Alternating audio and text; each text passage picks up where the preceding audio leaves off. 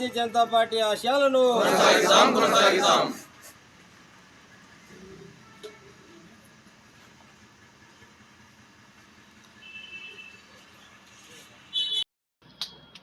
Bharatiya Janata party ఆధ్వర్యంలో ఈరోజు ఆ మహానుభావుడు, అజాత శత్రువు, ప్రపంచానికే మార్గదర్శకమైన రాజకీయం, ప్రపంచానికే మార్గదర్శకమైన సుపరిపాలన అందించినటువంటి ఒక మహానుభావుడు శ్రీ అటల్ బిహారీ వాజ్పేయి గారి యొక్క 100వ జయంతి ఉత్సవాలని మనం జరుపుకుంటున్నాం.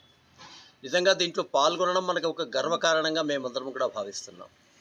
ఎందుకంటే మామూలుగా మన ఇంటి పెద్దవాళ్ళు చాలా గొప్ప పనులు చేసింటే వాళ్ళని స్మరించుకుంటూ ఉంటాం. అలాగే దేశానికి సంబంధించి ఉండేటువంటి గొప్ప వాళ్ళని కూడా మనం స్మరించుకోవాల్సినటువంటి అవసరం ఉంటుంది. ప్రపంచానికే మేలు చేసినటువంటి ఒక వ్యక్తిగా కూడా మనం ఈరోజు అటల్ బిహారీ వాజ్పేయి గారిని చూడవచ్చు. మరి భారత ప్రధాని ఏంటి, ప్రపంచానికి ఏంటి అనేటువంటి ఒక మాటలు మాట్లాడితే మనం ఆయన యొక్క పరిపాలన గమనిస్తే 1996లో అధికారంలోకి వచ్చారు. కేవలం 13 రోజులు మాత్రమే అక్కడ ఉండడం జరిగింది.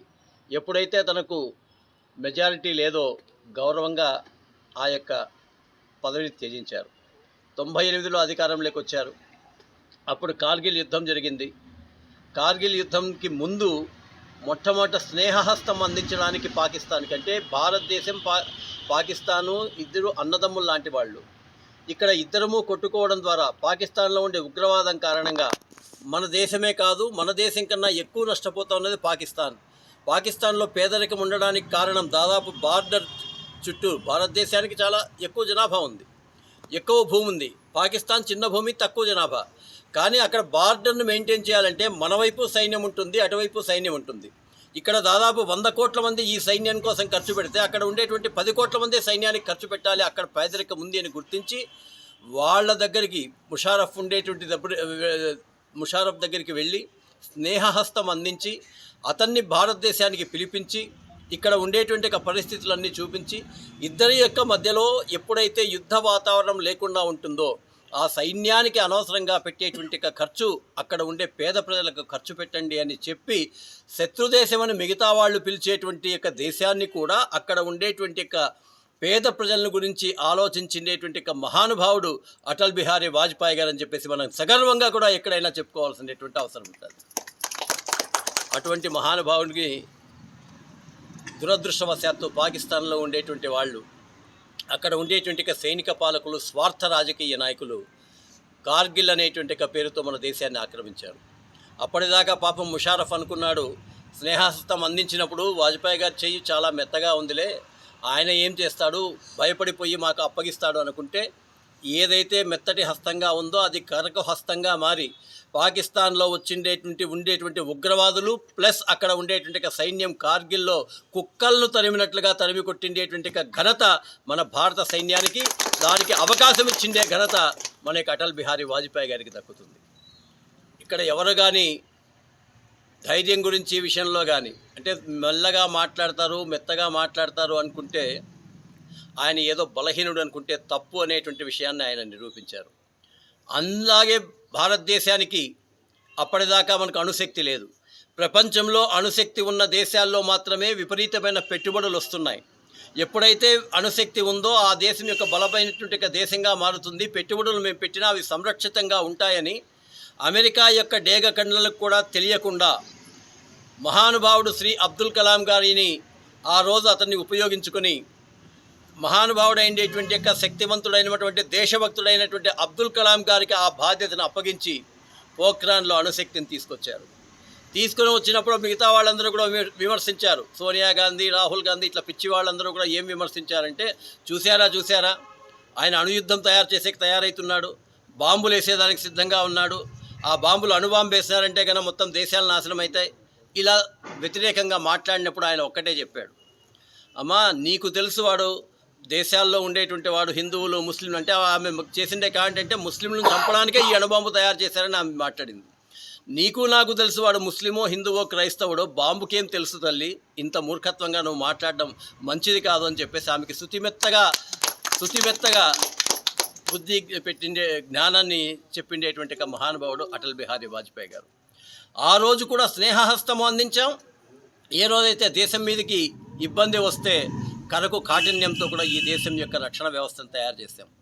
మరుసటి రోజు వాజ్పేయి గారు ఒక స్టేట్మెంట్ ఇస్తూ, ఈరోజు మన దేశంలో 14% వడ్డీ రేట్లు ఉన్నాయి. ఏ యొక్క పెట్టుబడిదారులకు ఎవరికైనా అంటే వ్యాపారాలు చేసుకోవాలనుకుంటే, నేను అణుబాంబు వేసిన తర్వాత, తయారు చేసిన తర్వాత, భారతదేశం శక్తివంతమైన తర్వాత ఈ దేశానికి విపరీతమైన పెట్టుబడులు వస్తాయన్నాడు. అప్పుడు అందరూ ఆశ్చర్యపోయారు, అణుబాంబుకి పెట్టుబడులకి సంబంధం ఏముందని. అంతేకాకుండా ఆయన చెప్పారు, భవిష్యత్తులో ఉపాధి కల్పన అవకాశాల కోసం కేవలం 7-8% నిధులు దొరికేటువంటి పరిస్థితి వస్తుంది అన్నాడు. ఆ రోజు మేము కూడా ఆశ్చర్యపోయాం, కానీ వాస్తవం జరిగిండేది అది. ఎప్పుడైతే అణుశక్తితో భారతదేశం పెరిగిందో ఆ రోజు నుంచి ఈ దేశానికి విదేశాల్లో నుంచి విపరీతమైన పెట్టుబడులు వచ్చాయి. ఒక రకంగా చెప్పాలంటే వాజ్పేయి గారు అధికారంలోకి వచ్చేటప్పటికి కాంగ్రెస్ పార్టీ చేతికి చిప్ప ఇచ్చినట్లుగా ఈ దేశం యొక్క ఖజానాను మొత్తం కొల్లగొట్టి, ఖజానా ఖాళీ చేసి, ఇంకా జీతాలు ఇవ్వడానికి వీలైనటువంటి పరిస్థితిలో దేశం యొక్క బంగారును తాకట్టు పెట్టిండేటువంటి పరిస్థితిలో భారతదేశానికి ప్రధానమంత్రి వాజ్పేయి గారు అయితే దాన్ని ఏ విధంగా అభివృద్ధి చేశాడో 4-5 మాటల్లో చెప్పాలనుకుంటున్నాను. మొట్టమొదటి స్వర్ణ చతుర్భుజి గురించి ప్రకటించాడు.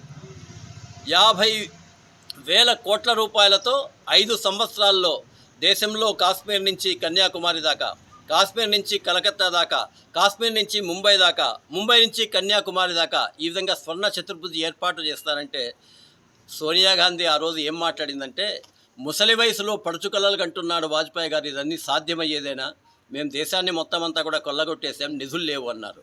కానీ ఏదైతే మిగతా వాళ్ళందరూ అసాధ్యం అనుకున్నారో అటువంటి దాన్ని 5 సంవత్సరాల్లో చేయాల్సిందే ప్రాజెక్టుని దేశం మొత్తంలో 5,700 కిలోమీటర్లు 6 లైన్లు 4 లైన్ల రోడ్స్ని కేవలం 3.5 సంవత్సరంలో పూర్తి చేసి ఈ దేశ అభివృద్ధికి దోహదపడిండేటువంటి మహానుభావుడు శ్రీ అటల్ బిహారీ వాజ్పేయి గారు. అక్కడి నుంచినే ఈ దేశం పరుగులు పెడుతోంది. మన దేశం యొక్క బడ్జెట్ పరుగులు పెడుతోంది. మన దేశంలో విపరీతమైన పెట్టుబడులు వస్తున్నాయి. ఆ పెట్టుబడుల కారణంగా అనేక రకాలైన ఉపాధి దొరుకుతోంది. కాబట్టి అందుకే ఈరోజు ప్రపంచమంతా కూడా ఆయన యొక్క జన్మదినాన్ని సుపరిపాలనా దివస్గా దాని గురించి మాట్లాడుకుంటున్నారు. ఏంటి ఆ సుపరిపాలన అంటే, ప్రతి ఒక్క ప్రజానీకానికి కూడా అంత్యోదయ పథకం ద్వారా కానీ, అన్నపూర్ణ పథకం ద్వారా కానీ, గ్రామీణ సడక్ యోజన కానీ, స్వర్ణ చతుర్భుజి ద్వారా కానీ, యుద్ధానికి అవసరమైనటువంటి ఆయుధాలని మన స్వదేశంలోనే తయారు చేసుకునే విషయంలో కానీ, రైతులకు కిసాన్ క్రెడిట్ కార్డు అనేటువంటిది మొట్టమొదటి ఆలోచన. అంతవరకు వ్యాపారస్తులకు మాత్రమే బ్యాంకులకు క్రెడిట్ కార్డులు ఇచ్చేవాళ్ళు. కిసాన్ క్రెడిట్ కార్డు అనేటువంటిది ఆలోచన చేసిండేటువంటిదే మహానుభావుడు.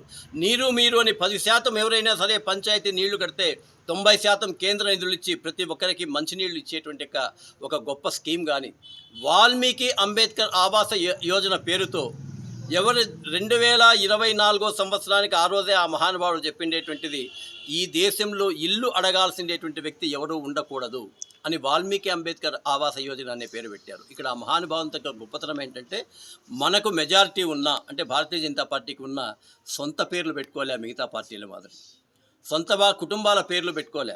మిగతా పార్టీలు చూస్తే నెహ్రూ లేకపోతే ఇందిరాగాంధీ తప్ప ఇంకా వాళ్ళ దేశంలో ఇంకెవడూ దేశభక్తుడు కాదు అన్నట్లుగా అన్ని పథకాలకు వాళ్ళ పేర్లు పెట్టుకుంటే, వాల్మీకి అంబేద్కర్ ఆవాస యోజన ఒక మహానుభావుని పేరు పెట్టారు. ఈరోజు దాన్ని నరేంద్ర మోడీ గారు కూడా అదే సాంప్రదాయాన్ని కొనసాగిస్తున్నారు. తన కుటుంబం పేరులో ఏవి పెట్టుకోవడంలే ఆయన. ఇక్కడ ఉన్నట్లుగా ఆ తోడు ఈ తోడు వ్యక్తిగతంగా ఉండేటువంటి పేర్లు వాళ్ళు పెట్టుకోవడం లేదు. వాళ్ళ దృష్టిలో దేశమంతా బాగుండాలి, దేశమంతా ఒక కుటుంబం.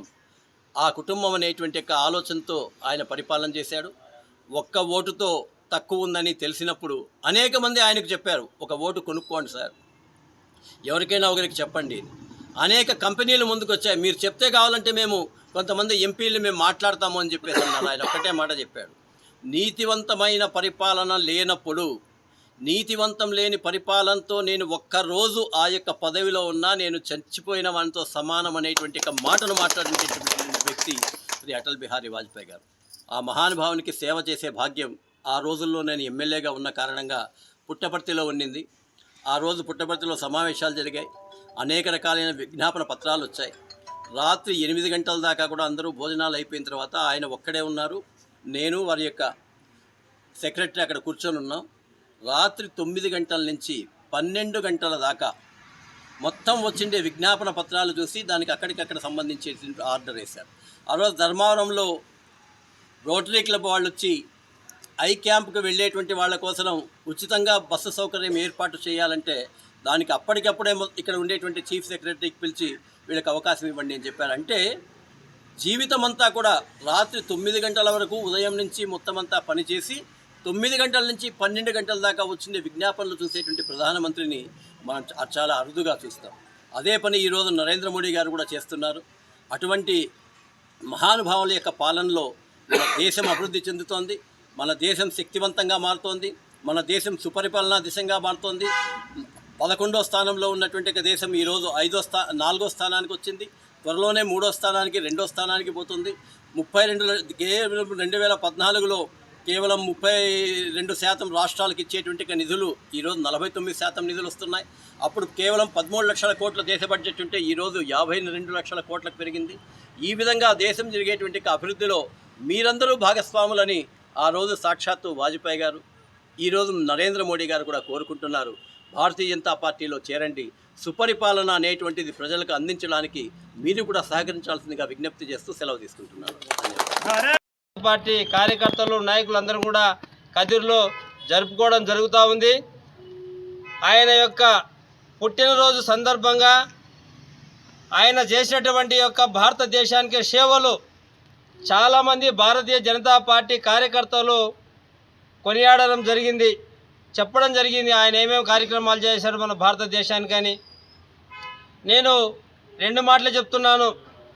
భారతీయ జనతా పార్టీలో ఆయన గతంలో ఆర్ఎస్ఎస్లో పనిచేసి చిన్న తరము నుండి కూడా ఈ దేశాన్ని ఏ విధంగా అయినా కూడా మనం బాగుపరచాలి, పేద ప్రజలకు అంత్యోదయ అట్టడుగున్నటువంటి ప్రతి ఒక్కరికి కూడా ప్రభుత్వ ఫలాలు అందే విధంగా పరిపాలించాలని చెప్పి ఒక ఆశయంతో గతంలో పనిచేశారు. తర్వాత భారతీయ జనతా పార్టీ ఎన్డీఏ అధికారంలోకి వచ్చిన తర్వాత ఈ భారతదేశంలో గత కాంగ్రెస్ పార్టీ చేసినటువంటి తప్పులను ఎండగడుతూ ప్రజలకు ఏమేమి కావాలి ఈ భారతదేశంలో పేద ప్రజలకు అని చెప్పేసి ఆ రోజు ఆయన కొన్ని నిర్ణయాలు తీసుకోవడం జరిగింది. ఆ నిర్ణయాలు ఒకటి, ఈ యొక్క దేశంలో రైతులు పంట పండిస్తేనే మనం 3 పూట్ల భోంచేయాలి.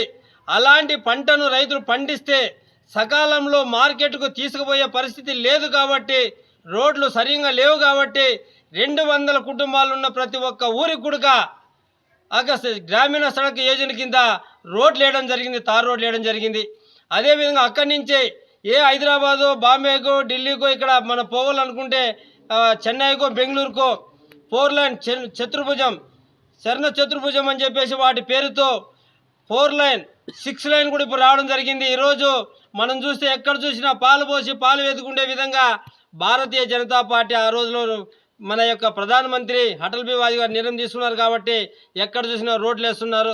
అదేవిధంగా చాలా పేద ప్రజలు అంత్యోదయ అట్టడుగున్నటువంటి ఎవరైతే పేదలు ఉంటారో, వికలాంగులు, ఇతంతులు, ముసలి వాళ్ళు ఎవరైతే ఉన్నారో వాళ్ళకు కూడా 3 పూటల భోంచేయాలని చెప్పేసి ఒక్కొక్కరికి 30 కేజీలు బియ్యం ఇచ్చినటువంటి మహానుభావుడు ఆ రోజు మన మాజీ ప్రధాని వాజ్పేయి గారు.